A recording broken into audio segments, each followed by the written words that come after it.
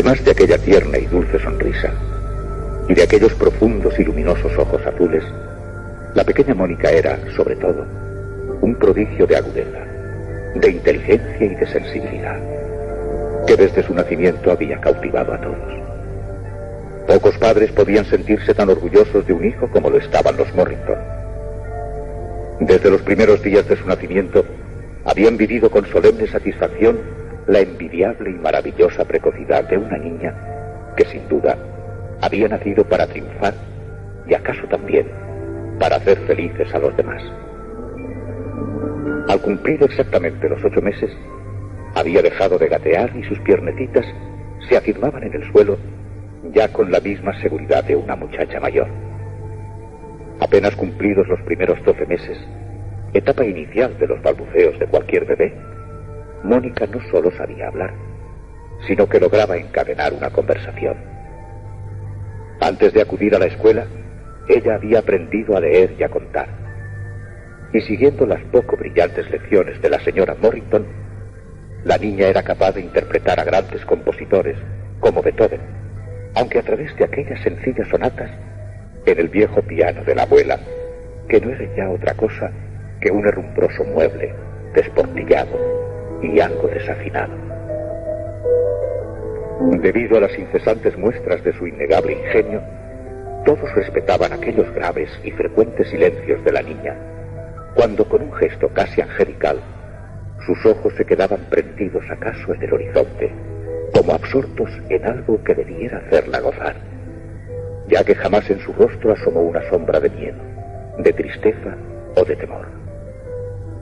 Mónica era a sus 9 años una niña adorable y encantadora, siempre risueña y feliz, que exceptuando sus grandes dotes para la música y la poesía, o aquella tendencia a la soledad y profundidad de sus pensamientos, hacía una vida completamente normal.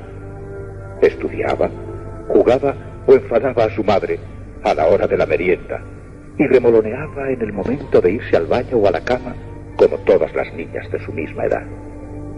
El único acontecimiento que los padres recordaban como algo verdaderamente extraordinario fue lo sucedido aquella noche en que la niña, asustada quizá por el gran aparato y los pavorosos efectos de una fuerte tormenta, nerviosa e histérica, perdiendo todo control, se había puesto a gritar.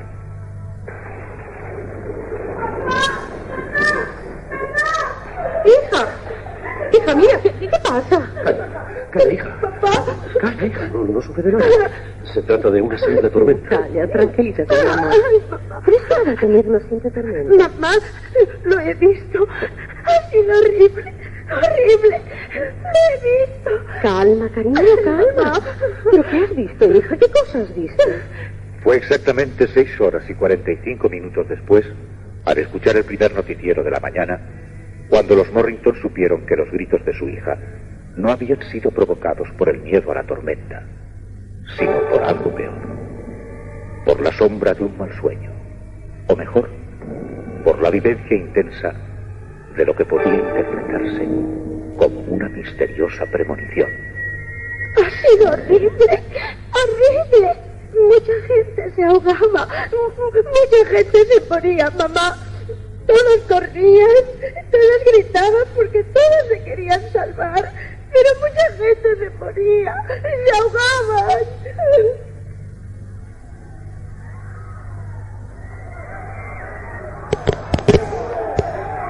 Efectivamente, aquello había sido una premonición, porque hasta muchas horas después no se producía la gran tragedia. Según informaban la radio y la televisión matinal, centenares de personas habían sucumbido, víctimas de las gravísimas inundaciones sucedidas al norte del país. Los ríos, desbordados y enfurecidos, habían arrasado pueblos enteros, arrastrando entre sus aguas seres y animales y anegando las tierras cultivadas en un espectáculo dantesco.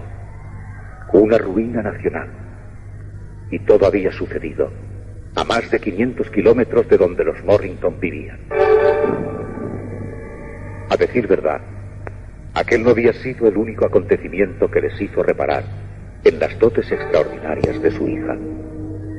Cierta tarde, Mónica había sufrido intensos e insoportables dolores de cabeza que hicieron temer una meningitis, mientras se llevaba las manos rabiosamente a sus oídos, exclamando que dentro de su cerebro escuchaba estruendosos y espeluznantes gritos de un ferrocarril que pitaba desesperadamente, mientras se mezclaban los llantos y quejidos de espanto de muchos seres humanos.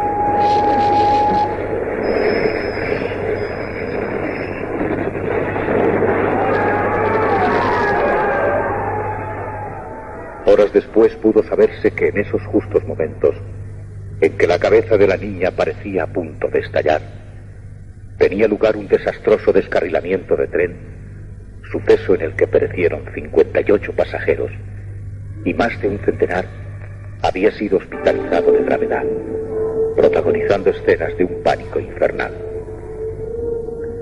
Exceptuando aquellos dos graves acontecimientos y el anuncio de la repentina muerte de un vecino que horas antes gozaba de buena salud, los Morrington no habían tenido ninguna seria preocupación con su hija, y en ocasiones hasta reían por las inesperadas ocurrencias de la niña, sobre todo cuando Mónica fantaseaba con bellas e ingenuas historias que testimoniaban su rico y sorprendente mundo interior.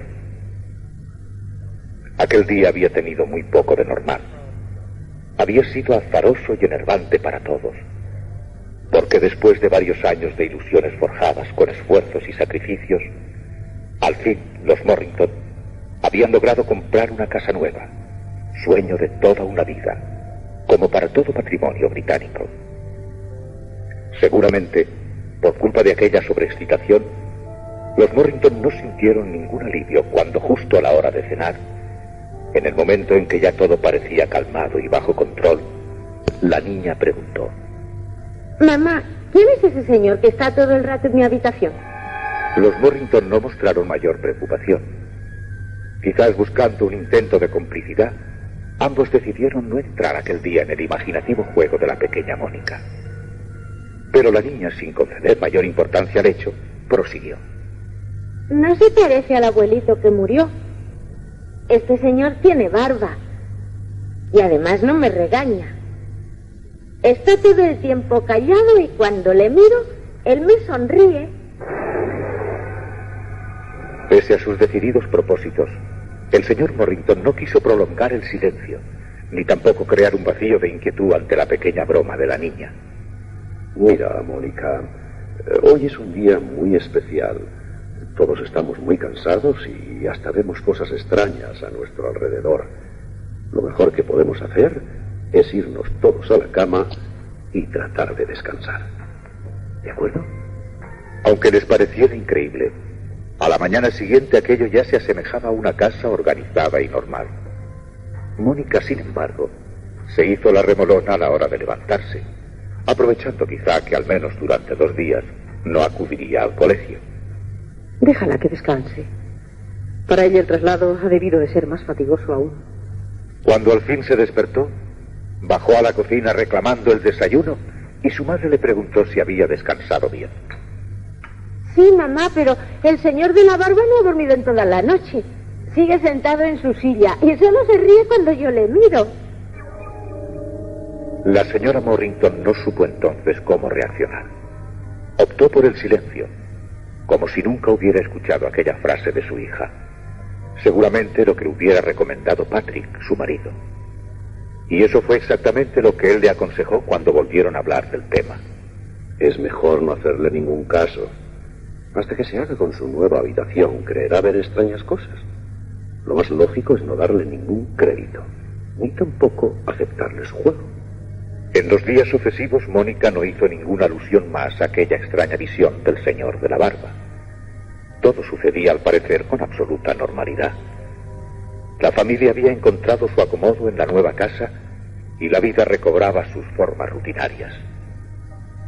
La sensación de que aquello no había sido una simple fantasía de la niña se rompió la noche en que, mientras los 3 estaban a la mesa, Mónica ingenuamente preguntó: Mamá, ¿por qué nunca cena con nosotros ese señor? Mónica, se acabó. Se acabó hablar nunca más de tonterías y de misteriosos señores. Por favor, Patrick. No seas brusco con la niña. Mira, Mónica, hija mía, trata de ser razonable. Como broma o como juego ya está bien. En esta casa no existe nadie más que tu madre, tú y yo. ¿Lo entiendes? ¿Entiendes eso? Por eso no me gusta que sigas con este juego. No es un juego, papá. Ese señor vive siempre en mi habitación. A partir de aquellos momentos puede decirse que el pacto de silencio fue total.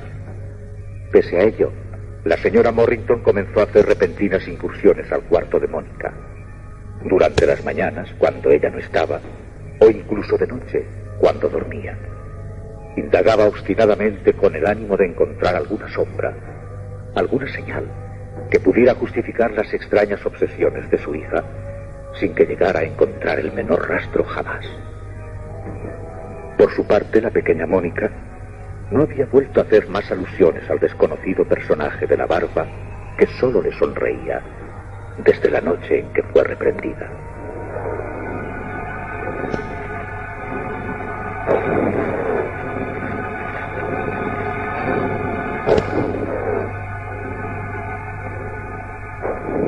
Una de aquellas noches, en la paz de su dormitorio, los Morrington, que desde las extrañas intervenciones de Mónica estaban perdiendo parte de su comunicación, razonaban. Creo, Anne, que necesitamos otro hijo. Debemos tener otro hijo. Nos absorbe demasiado Mónica. No digo que esté consentida, pero es posible que también nosotros seamos culpables de su carácter especial. No es bueno para ella que se siga criando sola. Seguramente no hemos sabido criarla como a una niña normal.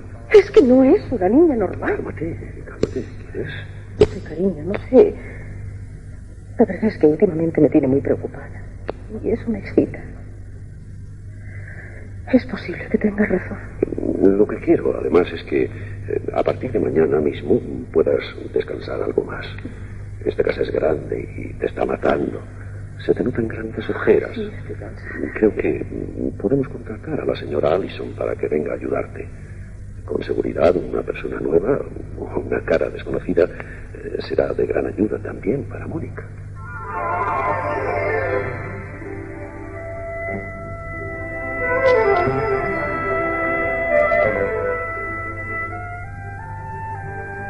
Efectivamente, 2 días después, la señora Addison acudía a la casa de los Morrington, contratada como asistenta. Ocupada todo el día, de la mañana a la noche, hora en que regresaba a su modesto hogar. Una de aquellas mañanas en que la señora Morrington parecía tranquila y relajada, y aprovechando que Mónica estaba en el colegio, la señora Addison preguntó a Anne. Señora, perdone que le pregunte, pero su niña está normal. Naturalmente, señora Allison. Es una niña muy inteligente y muy dotada. Es que he visto en ella cosas raras. ¿Cosas raras? ¿Cómo qué? Pues no sé, no sabría decirle ahora, pero yo la vigilaría más. Transcurridos algunos días más, que hicieron suponer que la asistente había vigilado a la niña, la señora Addison volvió a preguntar. Señora Morrington, ¿con quién puede hablar la señorita Mónica cuando está sola en su habitación? La intranquilidad de la asistenta fue mayor cuando advirtió cómo la señora Morrington perdía completamente su control y no era capaz de responder.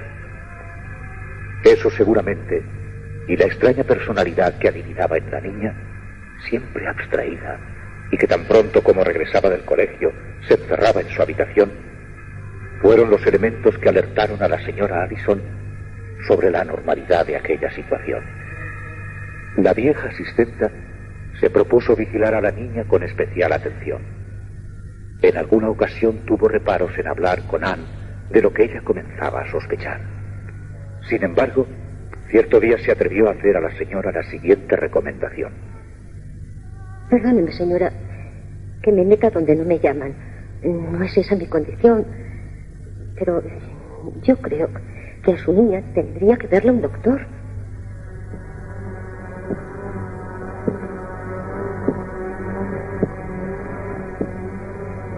Los días que siguieron fueron aún de mayor inquietud para los Morrington. Una desconcertante y gélida sensación envolvía aquella casa y creaba infranqueables barreras de silencio y desconfianza entre los 4 seres que la habitaban. Una noche en que Mónica encontró a su madre sola, en espera de que el marido regresara, la niña, adoptando un tono inusual, le dijo: Mamá, la señora Allison no me gusta nada. Por primera vez, a la señora Morrington le había parecido advertir un gesto de crueldad en la cara siempre angelical de su hija, y eso la encolerizó. ¿Tú qué tienes que opinar sobre eso? ¿Cómo no te puede gustar la señora Allison? Oh, es una persona encantadora. Y a mí me sirve de gran ayuda. Es una entrometida y una fisgona, mamá. Es mala. ¡Mónica! ¿Desde cuándo te permites hablar así? Sí, es una entrometida. Me espía. Y además me odia. Quiero que se vaya y no vuelva más. No te consiento que me hables así. Ella no se irá. Quiero que no vuelva más. Ella volverá, ¿sabes? Volverá porque yo lo quiero. No volverá, mamá. No volverá nunca más porque no lo quiero yo. Ya lo hemos decidido. Aquello sí que la señora Morrington no podía esperárselo jamás. Ahora no era capaz de dar crédito a lo que estaba escuchando, ni podía consentir la actitud amenazante de su hija. En los ojos de Mónica advertía una crueldad sin límites, cuando siempre había sido una niña modelo de bondad. ¿Qué le había dicho exactamente? No volverá, mamá. No volverá nunca más porque no lo quiero yo. Ya lo hemos decidido. ¿Decidido? ¿Quiénes lo habéis decidido? ¿Quiénes? ¿Quiénes? Dime. El señor y yo. ¿Lo sabes? No volverá la señora Allison. No volverá jamás. Y por si quieres saberlo, el hijo que papá y tú queréis tampoco nacerá. Fue como si la hoja de un cuchillo de fuego le atravesara el corazón. Aquella escena no podía ser real. Una pesadilla. Tenía que haber sido una pesadilla. Por eso no se atrevió a decir nada a Patrick, que ya la encontró en la cama cuando regresó. Con verdadera angustia e impaciencia, sin lograr conciliar el sueño en toda la noche, esperó a que las luces del alba penetraran por la ventana de la habitación. Necesitaba escuchar el ruido de las llaves de la señora Allison cuando giraban sobre la cerradura. Nunca llegaban las 7 de la mañana. A las 7, la señora Allison se retrasaba. A las 7:30, la señora Allison aún no había entrado en la casa. A las 7:45, todas las mañanas, Anne ya la escuchaba preparar el desayuno en la cocina. A las 8:05 se quiso levantar y comprobarlo, pero esperó. A las 8 en punto, como cada día, sonó el despertador. Patrick. Patrick, despierta. Vamos, Patrick, despierta, por favor. La señora Allison no ha venido. Bueno, mujer, no es para tomarlo así. Se retrasará. Es que ella me juró que no vendría. Por favor, tranquilízate. Si te dijo que no vendría... No fue Mónica la niña. Fue ella quien me dijo que no vendría. Me dijo que no vendría nunca más, que lo habían decidido entre los dos. La señora Morrington tuvo que realizar denodados esfuerzos por hacerle entender ahora a su marido lo que había sucedido la noche anterior. Por favor, Patrick, por favor. Llama a casa de la señora Allison y pregunta por qué se retrasa.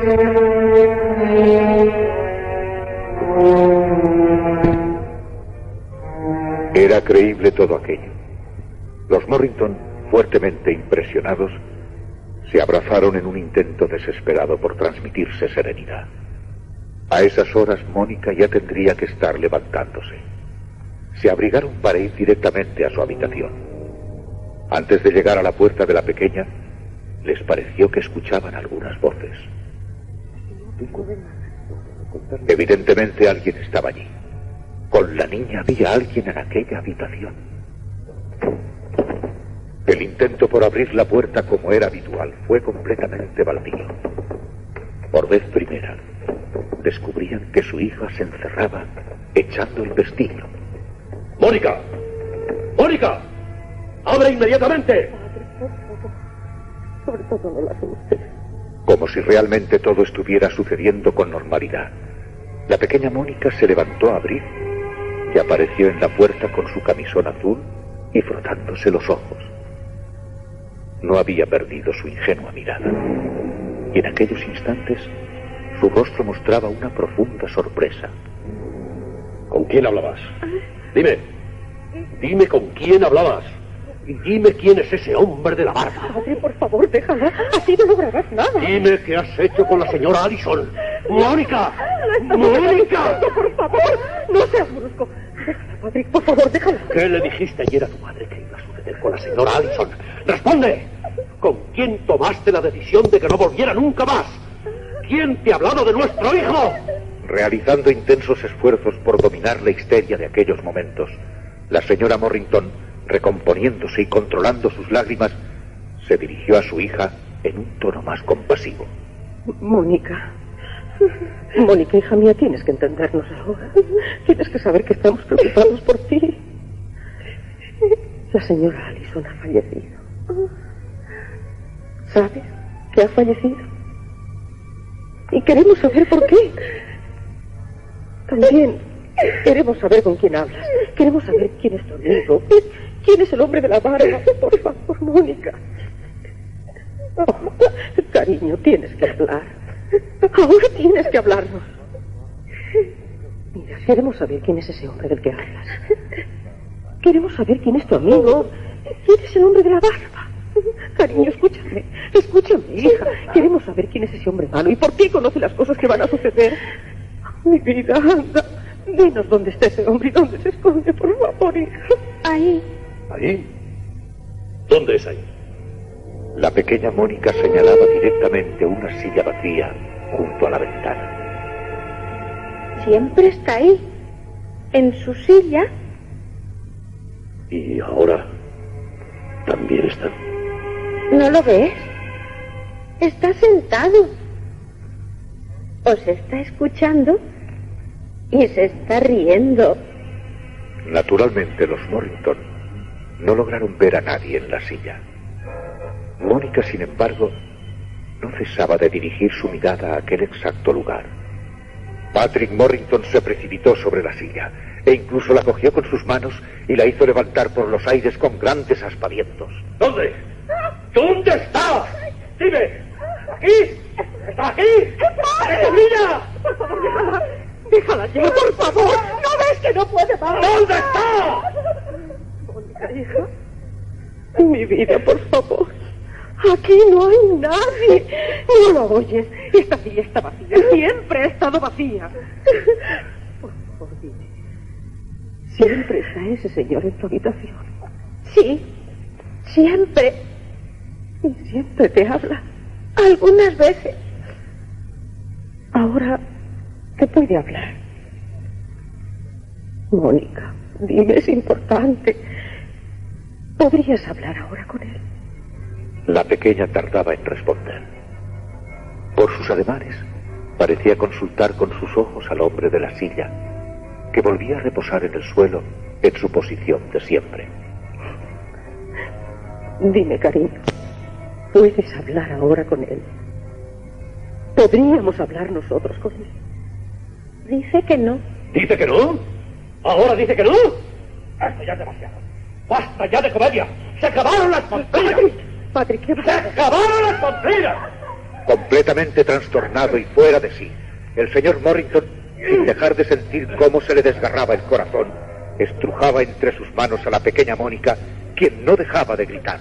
¡Por Dios! ¡Por Dios! ¡Patrick! ¡Contrólate, por Dios! ¡Lo van a matar! ¡Por favor! Pero por su mente cruzaba la necesidad de tomar alguna decisión.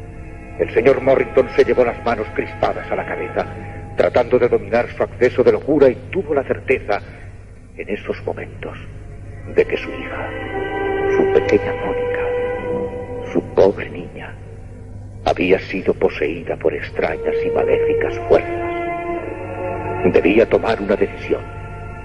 Era preciso poner punto final a todo aquello, sobre todo si había ocurrido como parecía. Tomaba necesariamente una decisión. Pero antes debía comprobar cómo había sucedido la muerte de la señora Allison. Que no salga de su habitación hasta que yo vuelva, por ningún concepto. Esto se acabó. Durante los minutos que siguieron, mientras el señor Morrington se dirigía a la casa de la pobre señora Allison, se fue calmando el llanto de Mónica, que reposaba ahora en brazos de su madre. Las caricias de Anne trataban de amortiguar el pánico que acaso la pequeña vivía en su interior. Mónica, hija mía, tienes que decírmelo a mí, bonita. ¿Cómo ha ocurrido lo de la señora Allison? Hija, ¿qué te dijo exactamente ese señor? ¿Ha vuelto? ¿Acaso ha vuelto? No se ha ido nunca, mamá. ¿Y ahora dónde está? Ahí, en su silla.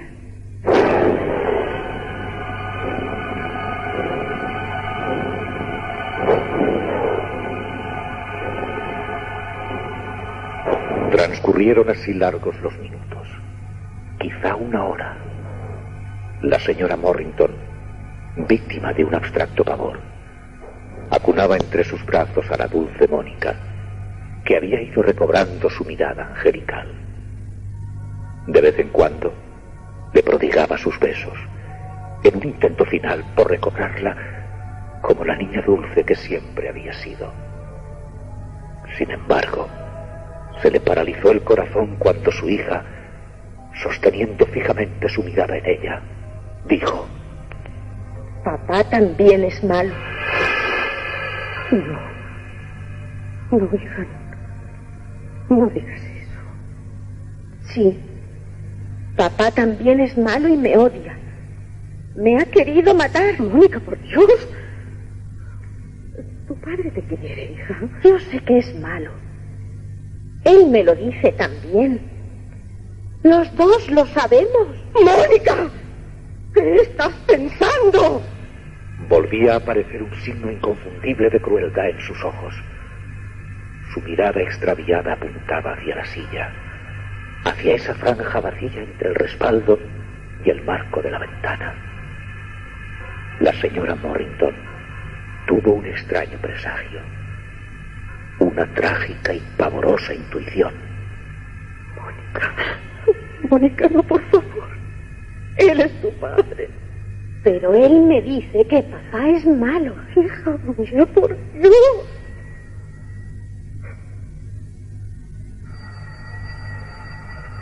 Tan pronto como el teléfono comenzó a sonar, la señora Morrington ya supo lo que podía escuchar. No quería descolgarlo. Cógelo, mamá. Mónica, ¿qué has hecho?